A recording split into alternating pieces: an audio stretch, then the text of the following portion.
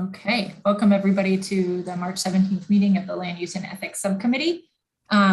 Greetings, everyone. We have a little bit of a list today, as you can see. Some of these bills we were waiting for letters on, and others just needed a few amendments. So let's get this done. So we're going to start with HB 12 and HB 586 because they do almost exactly the same thing, just for different counties. All these bills do is add the county to the, or it exempts an agricultural building in the county that's used for agritourism from obtaining a change of occupancy permit if it meets some specifications. Kristen, do you want to add anything about these bills? Other than the exemption here would allow up to 200 people in the structure as long as it meets certain requirements, including requirements regarding the exits and entrances. For House Bill 12, we do have an amendment to change it to a delegation bill. Oh, right. Yep. Okay. So in HB 12, they want to move it to change it to a delegation bill. There's one amendment to the motion on the amendment. Move the amendment. Second, anyone? Everyone can just unmute because we're going to be going fast. But I have a question.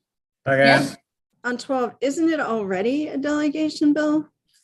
No, it's from Delegate Otto, I believe. It's Delegates Otto and Hartman, and they're going to specify the Worcester County delegation. Yeah, sorry. Yeah. Oh, okay. Great. So the amendments moved and seconded. All in favor signify by saying aye. Any opposed? No. Ayes have it. Delegate Holmes. I just want to make sure that the two bills do meet the definition of agritourism and not falling outside of the definition of agritourism. Yes. So these bills simply exempt buildings that are already, so it's not expanding the definition of agritourism. They're just adding their counties to the list of counties. Thank you. And these are for existing buildings, non-residential ag buildings. Thank you. Yep. Great question. The bills is amended. Great. On HB Second. 12, we got a motion and a second. All those in favor, please signify by saying aye. Aye. Any opposed? Okay, HB 12 carries. On HB 586, motion? There is one amendment to change the effective date from October to June 1. Oh, there is. Move the amendment. Second. Okay, all those in favor signify by saying aye. Ayes have it. Okay, then we are moving the bill as amendment. Second. Great. All those in favor signify by saying aye. Aye. Any opposed? Nope. Okay, 586. Okay, let's go back to HB 73. This is Delegate Lewis's bill. My teammate, this is a bill that we passed last year. We have a delegation letter in support of it as well. This has to do with funding the Complete Streets program in Baltimore City. Move to approve. Great. Second. All those in favor, please signify by saying aye. Aye. Any opposed? Great. Carries. We're going to go, let's do 528 and 543 next, and then go back to 141. So 528 and 543 are bills that deal with urban renewal authority. These are somewhat similar to bills that we had pretty extensive discussions about last year, except that these bills are even smaller because they are just about commercial districts. This doesn't have to do with residential districts. But I'm going to ask Matt to talk a little bit about what these bills mean, and then we can have any questions. Sure. So generally, as Delegate Lehrman noted, the bills extend certain urban renewal powers to specific municipalities in Washington County. It's necessary to do this. Normally, you can't legislate for one particular municipality. However, this is one unique exception in the Constitution. The urban renewal powers that exist in state law can only be utilized by a municipality if this language is adopted into the charter. So this adopts those specific provisions for blight control for these towns. And it's limited again just to buildings in zones that are buildings in areas that are zoned for commercial. It's not homes, not residences, which is what we approved last year. So this is smaller than what we did last year. Delegate Love. What? We can't hear her. Sorry, you're on mute. Sorry. Sorry, can you Go hear ahead. me? Now we can Oh. hear you. Yeah. Can you remind me what the Blight Improvement Authority is? It's basically to give the town the right of eminent domain to acquire properties. Okay, so they can take over these commercial properties and knock them down and rebuild?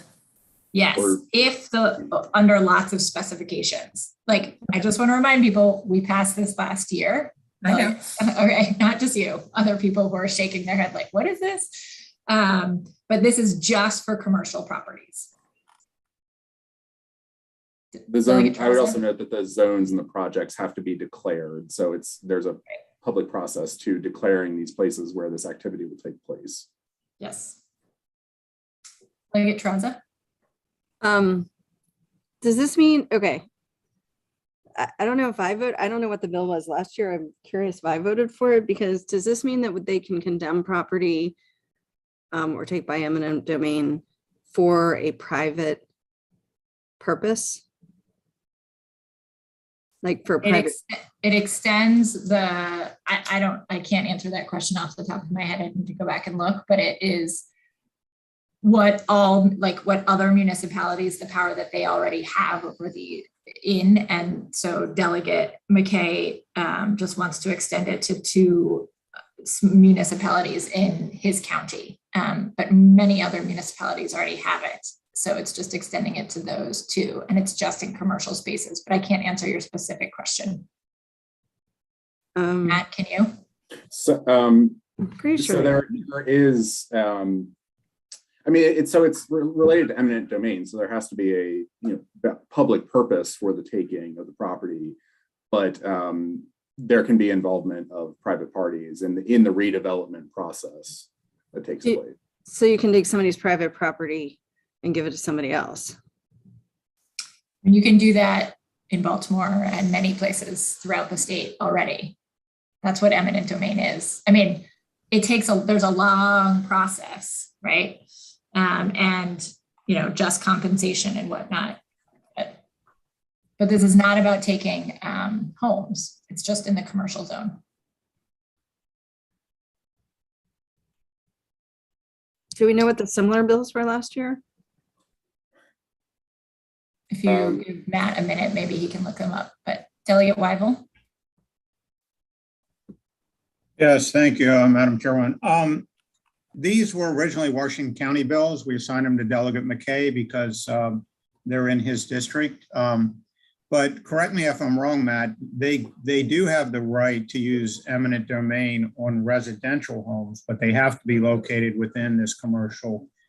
They have to be within a commercial zone. Now, when the town of Hancock came to us, they actually have a building there, and I don't know if it's a residence or a commercial building, but there's actually a tree growing in the middle of the building, and the roof is pretty much near collapse, and the owner just won't do anything with it, and it's affecting all of the properties around it. So that's basically the reason they were asking for this authority. It would be used on a very limited basis. So let me just point out that the power specifically is on page 3, lines 21 through 24 of the bill. The municipality may undertake and carry out urban renewal projects in areas of the municipality that are zoned for commercial use. So if the property is in an area that's zoned for commercial use, and there has been this determination that a public or urban renewal project will be done in the area, then the property might be subject to. And it's not necessarily just takings; it could also be repairs or renovations as well. But it could be a home in a commercial district. It Yes, would I have to just be want to zoned. clarify, it's It would have not to be just- zoned commercial. right. Yes. It has to be in a Somebody would commercial just zone. happen to live there. Yeah. Right, and we added that in a commercial zone to make sure that, they weren't just out here taking people's homes, so. Right. And with regard to the bill from last year, I don't believe the bill was a 2021 session bill. I think there was a bill in the 2020, Was it in the 2020? 2020 session, They all blend together. which unfortunately, I forget the municipality at issue there. I believe the town of Hurlock was the last time that this was expanded, and that was 2007. So we passed it in 2020, but it didn't pass through the Senate. Is that what you're saying? That's my understanding, yes. The last, Okay. yeah. Okay, we can move this to the end of the calendar if you want to read through the bill, Delegate Terraza. Thanks. Sure, okay. Okay, then let's go to HB 141. So this is a bill that we heard pretty early in session. This is Delegate Root's Equity and Transportation Sector Bill. She worked extensively with MDOT on this legislation. And then we also continued to work on it after MDOT had made all of its changes. We have basically cut the bill in half. So it had two pieces. One was creating a commission, and then that commission weighing in on several different aspects of MDOT's decision-making. And then there was the decision-making that MTA would make itself. So the bill before you cuts out the commission entirely and just adds the MTA provisions. Patrick, do you want to talk through some of those with us? Well, basically, I think you're right. I think this is the MDOT amendments, as far as I can tell, with the commission cut out. And I haven't been able to parse totally through it, but it looks like what we've been talking about. The MDOT amendments had cut down the fiscal, but not by a ton. I mean, by not enough, apparently. But I think with the blessing of appropriations in the Speaker's office, that taking out the commission does the trick. And so Danny on my team sent around a version. It might have been missing one or two words, but otherwise it was correct, we think. So sorry for my false alarm email. Delegate Weibel. You, Madam Chair. So Patrick, you said it cut it down some, but not a ton. What? Well, it sort of cut it in half. I think it was 7.5, something like that, that MDOT estimated down to their estimation of 3.9, I believe it was. Yeah. The cutting out the commission will definitely cut it further. So where is the fiscal note stand right now? We don't know. We don't get updated fiscal notes on bills. So And this is transportation trust fund money? yes. So we believe that with the changes that we've passed, it will have a dramatically reduced fiscal note from what it had been halved to about 3.9. And we think cutting out the commission will cut it even further. And this was done in concert with appropriations. Yep. In the Speaker's office. And I have spoken with the sponsor of the bill, and she is amenable to the changes. So we have amendments on the floor. So I'd like to adopt the amendments to start with. Is there a motion on the amendments? Move them. Thank you. Second. All those in favor of the amendments, please signify by saying aye. Amendments. Any Aye. opposed? No. Okay. So the amendments are adopted. So we have an amended version of HB 141 before us. Is there any discussion or movement on motions for the Move the bill? bill. Second. I've got one question. Sure, Delegate Clark. I'm going to support this bill, and the reason that I'm not is the fact that, as you know, like today on the floor, we gave funding to Armada, or Armada, whatever you want to call it. And this is more money out of the Transportation Trust Fund, but yet we still fail to get the counties and the municipalities back into shape with the highway user funds. We cut that back down a little bit again, or to just about just a smidgen. And we got a lot of highways out there that need a lot of work. And I think that when we're looking for equity in transportation, I mean, we need to look at equity on all the highways out here and all the counties and municipalities, and let's get them back up to snuff after the last 12 or 13 years without their usual highway user money. So I'm not going to support this bill, but I'm not saying Thank it's a you. good bill or it's bad, but it's Okay. the money part. Understood. Thank you, Delegate Clark. Delegate Weibel? Yeah, my position is going to be the same as Delegate Clark's. It's not so much opposed to what the objective of the bill is, but it's just taking money from the Transportation Trust Fund consistently when we do fail to restore in full. And there's a certain individual, not in the legislature, but made a promise that they would restore the Transportation Trust Fund money over 8 years, and it's never happened. So I'm just very protective of that money and using it for studies that could be used for bricks and mortar. Thank you. Thank you, Delegate Weibel. Delegate Terrassa? Yeah, I just got a note from the sponsor who doesn't want to hold this up at all, but just was wondering if the missing words were environmental justice They've been added. on Yep. page 16 in 716. 7716. Those were sent to the amendments office, and I just thought I saw it. Let me get back to it. Like in the same place in 716 as they were in 715, which I don't quite understand because I can't follow all this that fast, but if that's what was missing, that answers the Yes. question. Yep. Wonderful. Thank you so much. I'm supporting this bill. I think it's a great bill, even as amended down somewhat. I'm really excited to vote for it. Great. I will also just add that the federal government is going to require us to do much of what is in this bill, probably starting next year. And so in some ways, this is prescient of Delegate Ruth and our committee to start the ball rolling on this, because as long as we are keeping in line with the federal government and what they require, we're always eligible for additional dollars. And if we're not keeping in line with what they require. And so this is a great way to give us a leg up so that we can ensure that we're implementing the policies and processes that they do require in a timely way. I appreciate NDOT's work and I appreciate the sponsor's work on this as well. I think there's been a motion in a second. So we'll say all those in favor of this bill as amended, please signify by saying aye. Aye. Aye. Any opposed? Opposed. Delegate Clark and Delegate Weibel. Thank you very much. Abstain. And one I'm abstention. not in here. Okay, Delegate Silverchi is not here.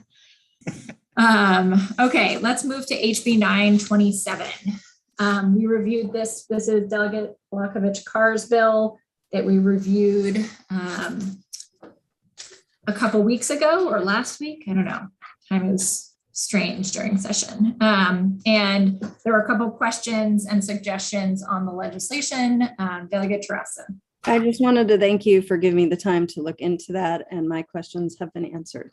Great. Delegate Stewart also had some suggestions, and he worked with the sponsor and with me so that we could ensure that we have a consistent definition of what low-income housing is and what workforce housing is throughout our code. So thank you, Matt, and thank you, Delegate Stewart, for working on that. So there were the amendments from last week, and then there are the amendments this week as well. So several amendments. Matt, the amendments this week, they're just the definitions of affordable housing, low-income housing, and workforce housing. Am I missing anything else?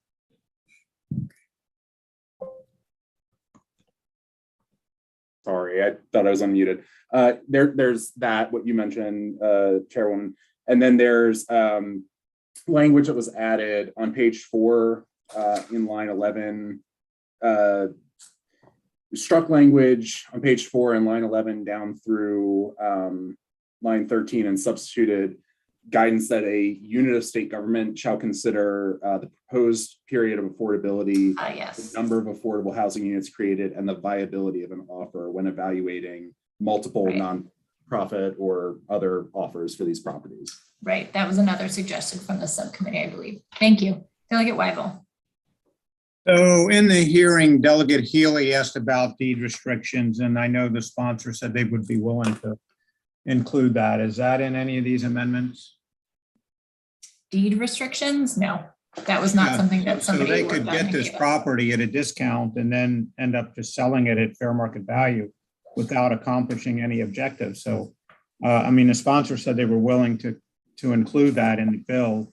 Right, well, nobody brought me an amendment, nobody brought us an amendment on that, so I don't know. Delegate Stewart, do I you was want to just say gonna something to say, that? yeah, thank you, Madam Chair. I was just going to say that I think this latest amendment that we added on regarding multiple offers and looking at Yeah. long-term affordability and number of units, I think probably bears on that concern, Delegate Weigel. It does, because it talks about the proposed period of affordability and number of units and whatnot. And that's the amendment on page 3. It's it's on page 4. No, of the bill or the amendments page? That specific language is strike at, so page 4 of the bill, strike beginning with any in line 11 down through article in line 13 and substitute. It's the first portion of amendment number 5 in the document I sent out. Yeah, that's right. So that would actually require them to create affordable housing units? Yes, and what Delegate Stewart was saying, and after Matt read, that it does, one of the other discussions we have that was sort of tangentially related was about how long will this actually, if there are competing offers, how will the department decide or prioritize?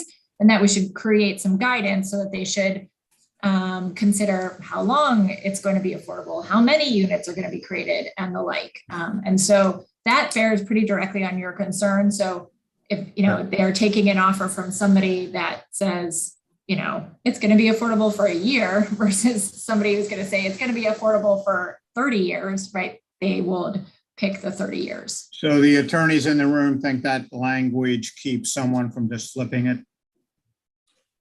I think it provides guidance to DHCD.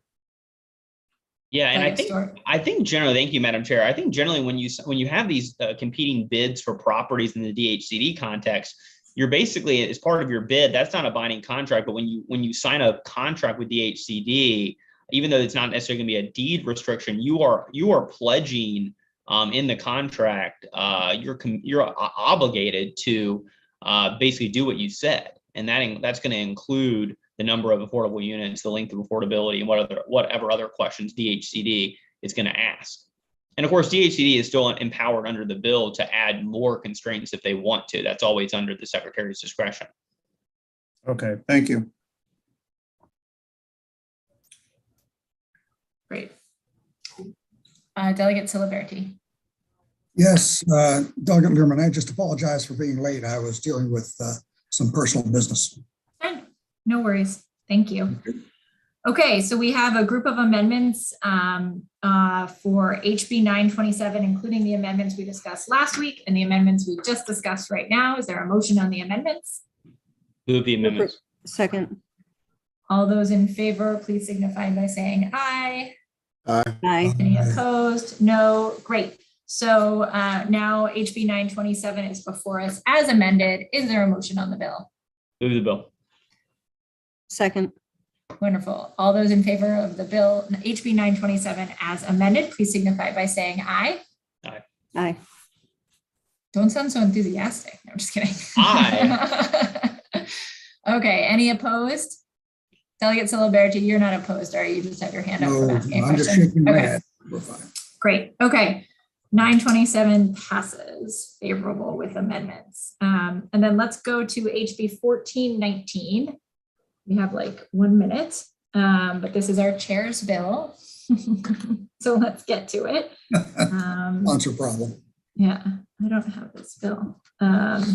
Great, so HB 1419 is Delegate Barvey's bill dealing with rail as it goes when they're building highways. Patrick, is this your bill? Correct. Do you want to summarize it for us?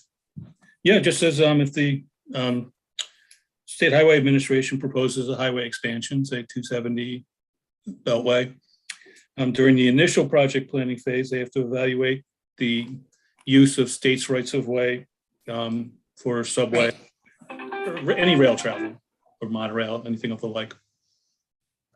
Move approval. Second. All those in Does favor, that please include signify by monorail? saying aye. There's Yes. a question. Oh, there's a question. Sorry. Delegate Clark, did you have a question? No, I didn't. Oh, Delegate Weibel, sorry. Go ahead. Does that include monorail? Correct, yes. Mhm. All right, thank you. Yep. All those in favor, please signify by saying aye. Aye. Any opposed? Okay, Yeah. we have to get off so that We're doing? local government can get We're on. until 3:10, just. so you Sorry? know. Madam We're until Chair, 3:10.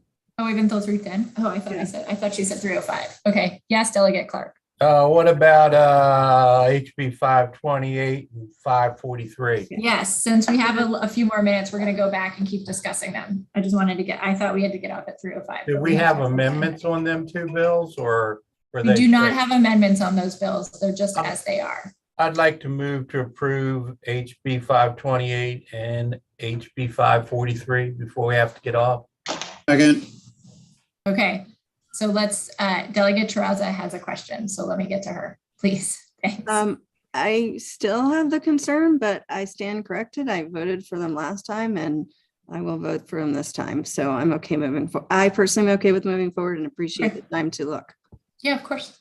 Great. Okay, so let's do one at a time. There's a motion and a second on 528. All those in favor, please signify by saying aye. Aye. Any opposed? HB 543, there's a motion and a second because it was done jointly. All those in favor, please signify by saying aye. Aye. Any opposed? Okay, wonderful. Great. Thank you, everybody. Really appreciate all your work this session. We passed some good bills, and I will see you in another subcommittee.